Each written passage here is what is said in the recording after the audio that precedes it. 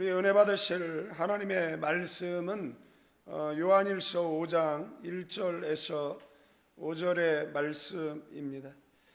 요한일서 5장 1절에서 5절의 말씀 우리 한 목소리로 합독하시도록 하겠습니다. 예수님께서 그리스도이심을 믿는 자마다 하나님께로부터 난 자니 또한 낳으신 이를 사랑하는 자마다 그에게서 난 자를 사랑하느니라. 우리가 하나님을 사랑하고 그의 계명을 지킬 때에 이로써 우리가 하나님의 자녀를 사랑하신 줄 아느니라. 하나님을 사랑하는 것은 이것이니 우리가 그의 계명을 지키는 것이라. 그의 계명들은 무거운 것이 아니로다. 무릇 하나님께로부터 난 자마다 세상을 이기느니라. 세상을 이기는 승리는 이것이니 우리의 믿음이니라. 예수님께서 하나님의 아들이심을 믿는 자가 아니면 세상을 이기는 자가 누구냐? 아멘. 사도 요한은 예수님께서 그리스도이심을 믿는 자마다 하나님께로부터 난 자라고 말하고 있습니다. 예수님의 신성을 부인하는 자는 적그리스도라고, 그들을 집에 들이지도 말고 인사도 하지 말라라고 사도 요한은 단호하게 말씀을 통해 이야기하고 있다라는 것입니다. 예수님의 신성을 인정하느냐 안 인정하느냐가 진리와 비진리, 그리고 이단과 진리로 나눈다라는 것. 그래서 세상에 존재하는 모든 이단은 예수님이 받아야 될 영광을 자신이 받는 교주의 위치에 서거나 아니면 예수님의 신성을 부인하거나 아니면 약화시키는 자들이다라는 것입니다. 설교에 그 예수 그리스도의 진홍빛 선명한 피빛 복음이 묻어 있지 않으면 그것은 더 이상 하나님의 말씀일 수 없다라는 겁니다. 우리가 구원받는 유일한 길이 있다라면 그것은 예수 그리스도로 인한 것이고, 우리의 기도가 응답되는 유일한 길 또한 예수의 이름으로 기도할 때 가능하다라는 사실입니다. 그래서 우리는 어떤 승리를 거두었을 때 예수님의 이름을 드러내야 한다라는 것 기억하시는 저와 여러분들 되기를 축원드리겠습니다. 우리는 전적인 무능과 전적 타락 가운데 있다라는 것, 하나님이 은혜를 주셔야 우리가 승리할 수 있는 것이고, 그 승리의 영광은 하나님께 돌려져야 한다라는 것입니다. 그런데 인간은 그런 영광들을 취하려고 한다라는 것, 그 취하려고 하는 것이 교만이고, 그 취하려고 할 때 우리는 실패할 수밖에 없다라는 겁니다. 내가 무슨 대단한 존재가 돼서 내가 무엇을 이룰 수 있다라고 이야기하는 그 순간에 우리는 실패하고 말 것이다라는 겁니다. 늘 인생을 살아가면서 기도할 때마다 하나님 도와달라고, 예수님 도와달라고 기도하는, 성령님 함께 해달라고 기도하는, 그리고 승리를 거두었을 때는 그것을 내 것으로 취하려고 하면 안 되고 하나님 앞에 영광 돌리는 저와 여러분들 되어지기를 축원드리겠습니다. 사도 바울은 나의 나된 것이 주님의 은혜라고 고백했던 것처럼 우리가 어떤 것을 성취하거나 아니면 어떤 응답을 받거나 아니면 우리가 바라고 소망하는 것들을 이루게 되어질 때 그것을 이룰 수 있도록 해주신 분은 하나님이다라는 것을 기억하셔야 됩니다. 그래서 늘 겸손으로 허리를 동이고 하나님 앞에 영광 돌리는 저와 여러분 되기를 축원드리겠습니다.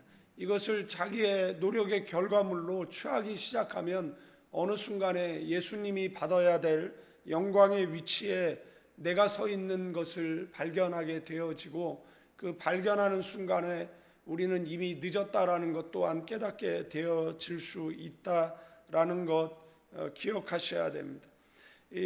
여기서 중요한 점은 시제인데, 예수 그리스도이심을 믿는 자마다, 여기서 믿는다라는 것은 현재형으로 쓰였다라는 겁니다.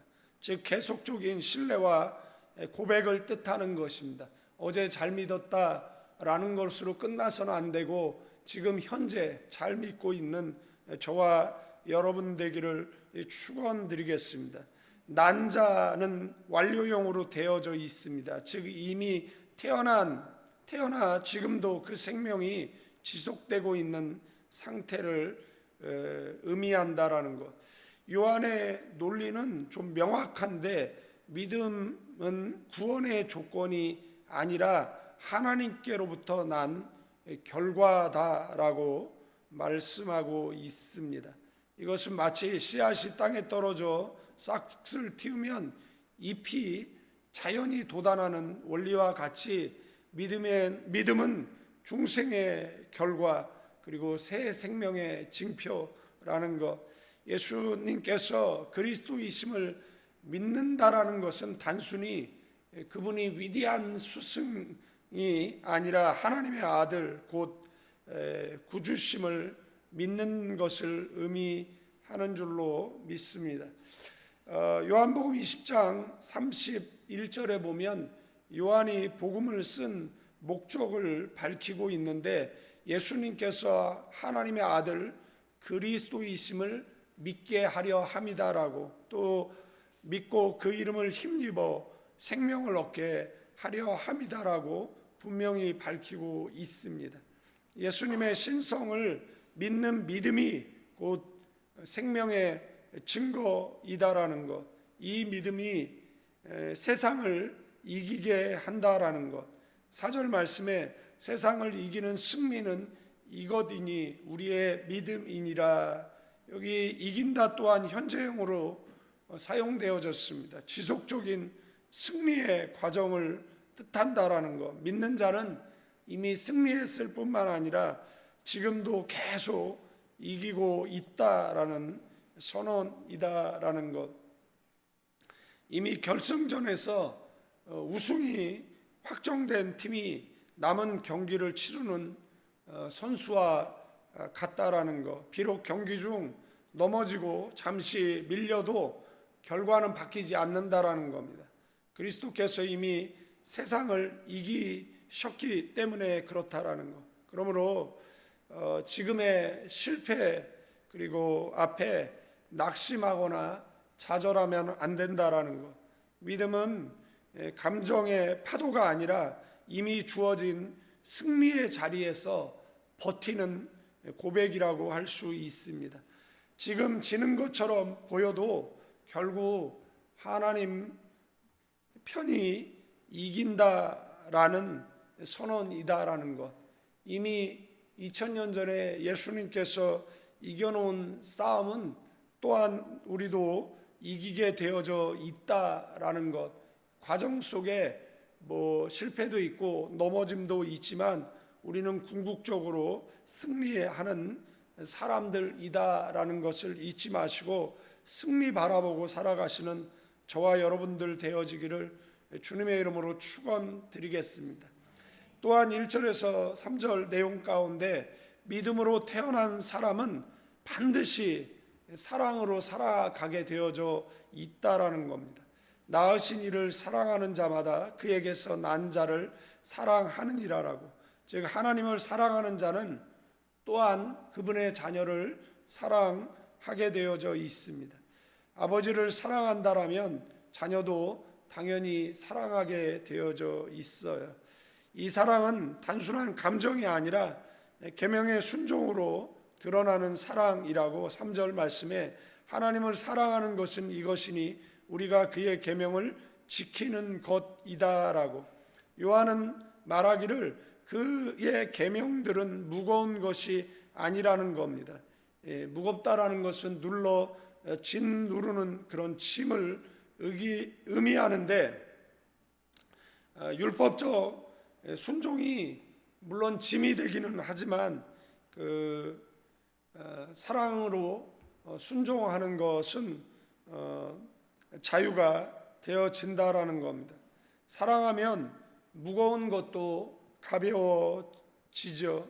한 아버지가 늙은 어머니를 돌보는 일은 결코 쉬운 일이 아니지 않습니까? 그러나 그는 힘들다고 불평하지 않습니다. 왜 그렇느냐라면 의무가 아니라 사랑이기 때문에 그렇습니다. 우리나라에 잘못 알려진 일제시대에 그 일본에 의해서 만들어진 역사 왜곡 가운데 고려장이라는 게 있습니다. 우리 민족은 역사 속에 부모를 산에다가 지게에 싣고 가서 버리는 민족이 아닙니다. 그런 문화는 일본에나 있었지 대한민국에 존재하지도 않았던 것을 일제시대 때 민족 문화를 말살하기 위해서 만들어진 것을 계속해서 고려장이라는 이름으로 이야기한다라고 이야기하면 그것은 역사를 왜곡하는 것이다라고, 그런 역사 왜곡이 우리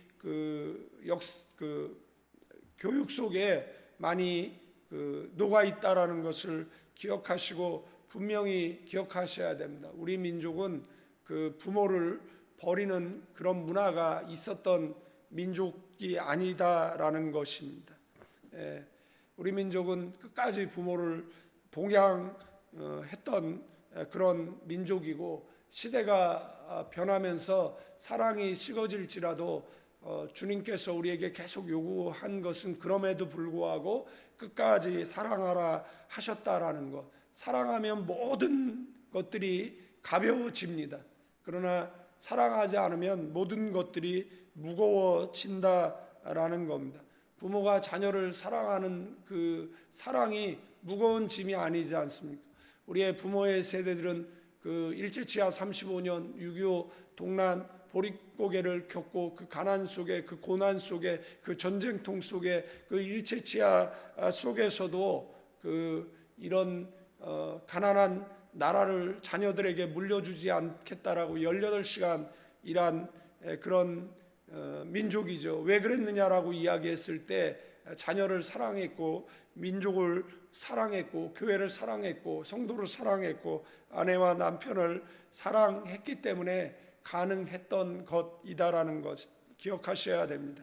우리는 주님 앞에 서는 그날까지 그 나라를 사랑하고, 교회를 사랑하고, 그리고 가족을 사랑하다 주님 앞에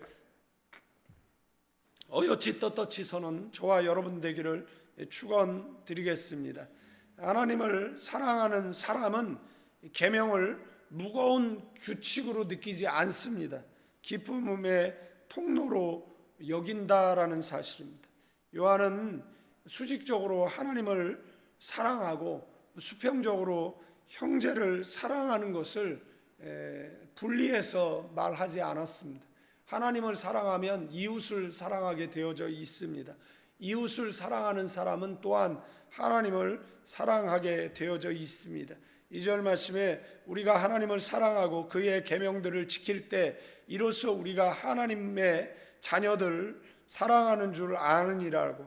사랑은 하나님께로부터 온 믿음의 열매이고 구원의 증거라는 것. 사랑하지 못한다라면 믿음을 점검해 봐야 한다라는 것입니다. 왜냐하면 믿음의 뿌리에서 사랑의 열매가 맺히기 때문에 그렇습니다. 믿음이 없는 사람은 사랑을 못하게 되어져 있습니다. 사랑을 못하는 사람은 믿음이 없는 사람이라고 할 수가 있다라는 겁니다.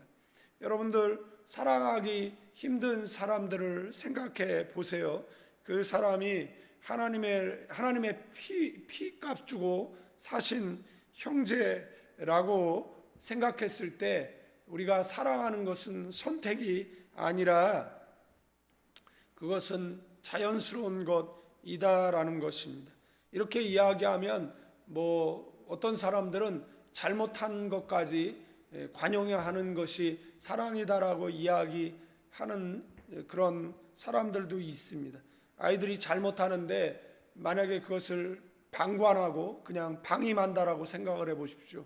그러면 그가 잘못된 그런 사고방식으로 성장하게 되어지면 모든 사람에게 거치는 그러한 그 인간 괴물이 되어져 있는 것을 보게 되어지는데, 그런 예의 없고 그런 몰상식한 사람들을 볼 때 우리는 무슨 생각을 하느냐라면 저 사람이 과연 사랑을 받고 살은 사람일까? 이런 생각을 하잖아요.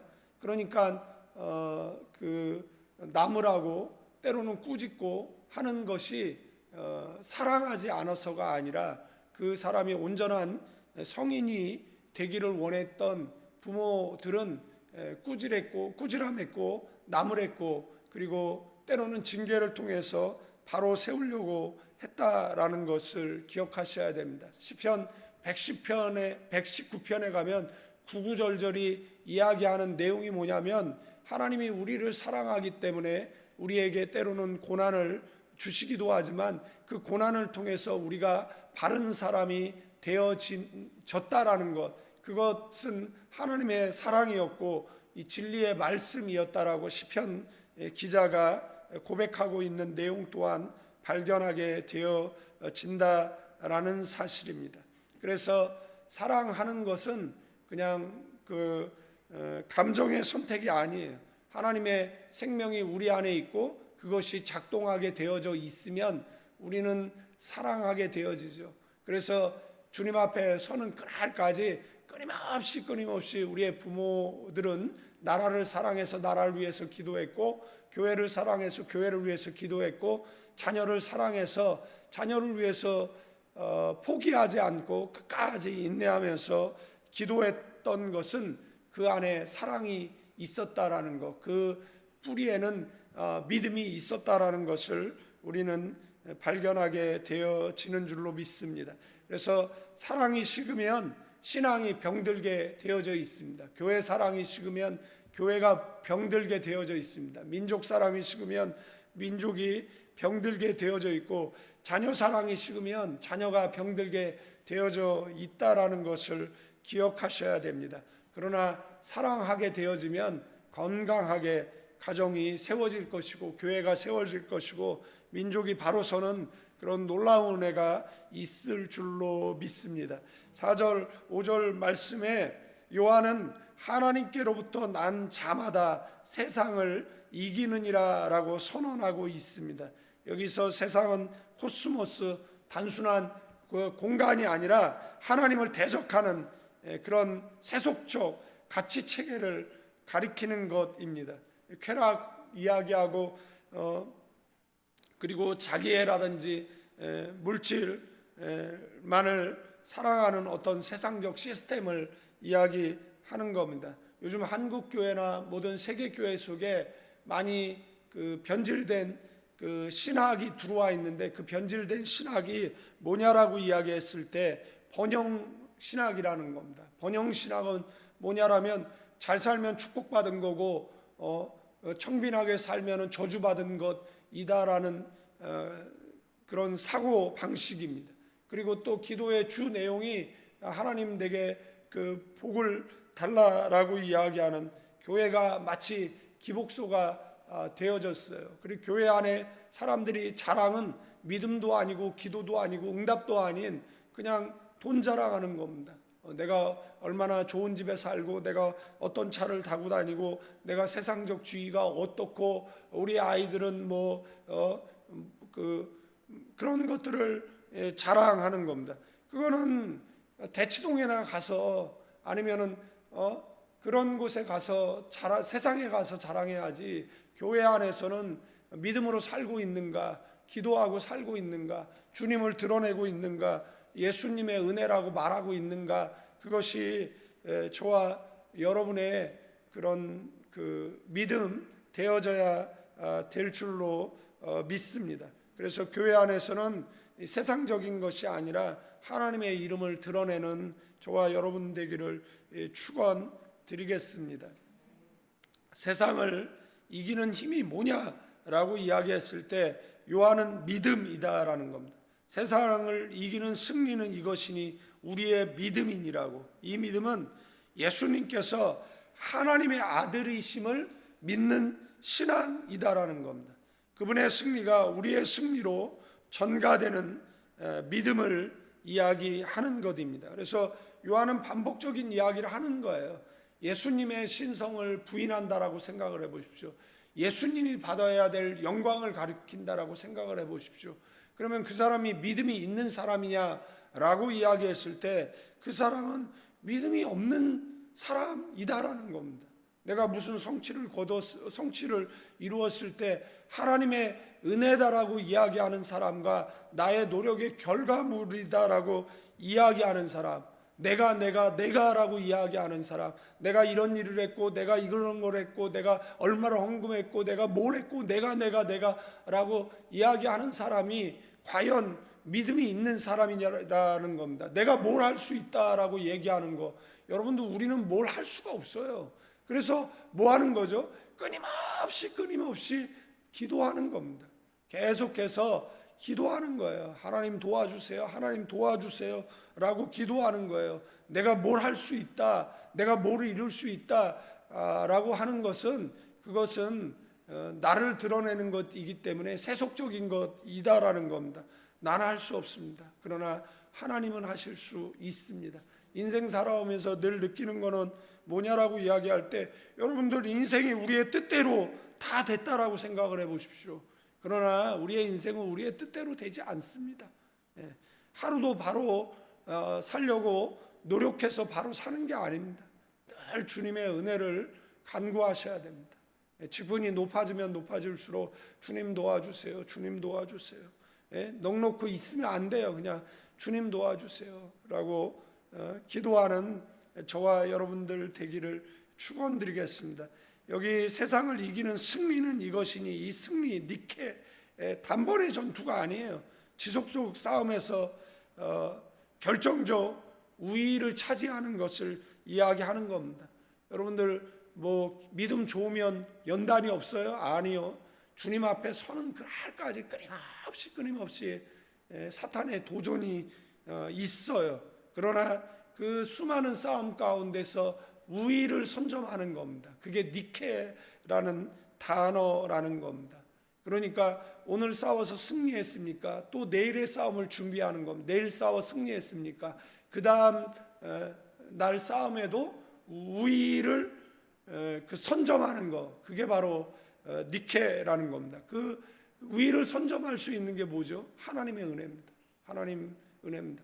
방심하면요, 어느 귀신이, 어떤 사탄의 역사가 우리를 실패의 자리로 끌고 갈 수 있다라는 것을 기억하셔야 돼요. 그래서 끊임없이 쉬지 않고, 여러분들 잠시 기도 반짝 할 수 있죠. 그러나 그들에게 공통적으로 나타나는 현상이 뭐냐라면 실패예요. 그러나 지속적으로 꾸준히 기도하는 사람들은 그 니케, 우위에 서 있고 궁극적으로는 그 승리하게 되어져 있다라는 겁니다. 그리스도인의 승리는 순간의 감정이 아니에요. 우위를 선점하는 것이고, 그 다음에 지속적인 그런 방향성이다라고 할 수가 있습니다. 세상은 끊임없이 우리를 유혹하고, 그리고 우리 속에 있는 죄의 본능은 우리 안에서 계속해서 꿈틀대는 것이잖아요. 그러나 그리스도 안에 있는 믿음은 끊임없이 이김의 길로, 승리의 길로 우리를 이끌 줄로 믿습니다. 여러분들, 비행기는 중력을 완전히 제거하고 나는 것이 아니에요. 비행기는 늘 중력의 영향을 받습니다. 그러나 그 중력보다 더 큰 날아오르려고 하는 그 양력이 비행기를 띄워 올리는 것이잖아요. 성도의 믿음이 바로 양력이라는 겁니다. 사탄 권세는 계속해서 끊임없이 우리를 뭐 하는 거죠? 끌어내리려고 하잖아요. 그런데 믿음이 양력이 돼서 우리를 계속해서 뭐 하죠? 비상할 수 있도록 한다라는 것입니다. 그러니까 중력은 우리를 들어올리지 못해요. 중력은 끌어내리죠. 그러나 양력이 우리를 날아오르게 하는데, 그 양력이 뭐냐라고 이야기했을 때 믿음이다라는 것입니다. 여러분들, 믿음의 사람 되기를 주님의 이름으로 축원드리겠습니다. 그리고 기억해야 될 것은, 세상에는 유혹이 있고 낙심이 있고 두려움이 있습니다. 그러나 예수님이 이기셨다라는 겁니다. 그래서 어떤 문제를 맞닥뜨렸을 때 패배의식에 사로잡히면 안 됩니다. 나는 이길 수 있고, 만약에 실패하게 되어지면 반드시 그 속에 하나님의 뜻이 있고, 어떤 문제를 맞닥뜨려서 어려움이 계속 지속되어지면 하나님께서 내게 계속 회개를 촉구하고 있다, 그러면은 죄를 더듬어 찾아서 회개로 나아갈 때 하나님의 치료의 강선이 급속하게 바라게 되어져 있는 거예요. 나는 죄가 없어, 나는 잘못이 없어, 다 이 잘못은 누구 때문이야 손가락질하고 있을 때는 결국은 실패할 수밖에 없다라는 것을 우리는 알아야 됩니다. 그러나 우리의 모든 싸움은 예수님께서 이겨놓은 싸움이기 때문에 예수님 승리하셨고 저와 여러분도 승리할 줄로 믿습니다. 그래서 옛날 교회에서 성도들이 인사할 때 뭐라고 인사했습니까? 승리라고 인사했던 때가 있습니다. 이유가 뭐죠? 승리하기 때문에 그랬어요. 해병대 인사는 필승이라고 인사하나요? 보이스카우트는 준비되어 있습니다라고 그렇게 인사하나요? 그리스도인들은 승리라고 인사를 했어요. 근데 그 승리는 예수님이 이겨놓은 싸움, 저와 여러분들로 이기게 되어질 줄로 믿습니다. 이기는 자가 누구라고요? 요한계시록 21장 7절에 이기는 자는 이것들을 상속으로 받으리라. 나는 그의 하나님이 되고 그는 내 아들이 되리라. 아멘. 이기는 자가 누구라고요? 하나님의 자녀라는 겁니다. 우리는 누구죠? 하나님의 자녀입니까? 자녀입니다. 그러면 우리가 이깁니까? 집니까? 라고 얘기했을 때 우리는 이깁니다. 아멘. 우리는 승리합니다. 아멘. 우리는 실패할래야 실패할 수 없는 사람들이라는 겁니다. 세상의 현상 앞에 쫄 필요가 없어요. 고난이 골이 깊으면 산이 높은 거예요. 그러나 그 고난 가운데 뭐 하는 거죠? 금식하고 철야하고 새벽 기도하고 그 기도를 붙잡을 때 우리에게는 그 칠흑 같은 어둠이 곧 동트는 새벽을 알린다라는 것을 기억하셔야 됩니다. 인생 살아가면서 많은 고난을 겪었을 때 정말 칠흑 같은 그런 어둠 속에 사로잡혀 있을 때, 내일이 보이지 않을 때 그것으로 끝났다라고 사단이 계속해서 이야기할 때, 아니 예수님이 이겨놓은 싸움을 내가 어떻게 실패해, 그리고 예수님 바라보며 기도하며 나아갈 때 하나님은 우리에게 더 큰 영광, 더 큰 승리를 주었다라는 것을 기억하시고, 그리고 어려움이 있을 때에는 뭐 해야 되는 거죠? 온 교우가 혼연일체 되어져서 기도하고 그리고 승리로 나아가면 우리는 뭘 얻게 되는 겁니까? 체험을 얻게 되는 겁니다. 그래서 나중에 또 그런 비스무리한 고난이 찾아왔을 때 과거를 회상하면서 이까짓 것쯤이야 라고 이야기하면서 승리하죠. 니케, 선점하는 거죠. 승리의 우위에 서 있는 그런 저와 여러분들 되기를 축원드리겠습니다. 마지막, 세상을 이기는 승리는 이것이니 우리의 믿음이다. 믿음이 뭐의 씨앗? 승리의 씨앗이다라는 것. 작아 보이지만 이 작은 것이 궁극적으로 우리를 승리케 하는 줄로 믿습니다. 믿음 안에 머물러 사시는 저와 여러분 되기를 주님의 이름으로 축원드립니다.